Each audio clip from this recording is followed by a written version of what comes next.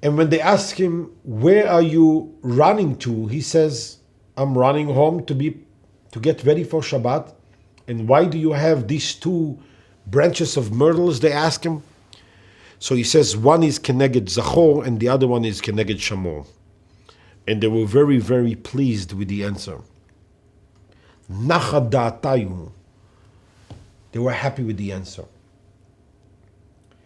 At that particular moment, both of them, Rabbi Shimon Bar Yochai and his son Rabbi Elazar, have graduated basically the school of Ve'ahavta l'reacha kamocha, that even though I am studying Torah almost non-stop, and I could care less about anything else, there is room in my mind and there is room in my heart for people who are unable to do like me, and they need to do worldly matters such as plowing, sowing, planting, watering, and so on and so forth, and fertilizing and all the other things that needed to be done.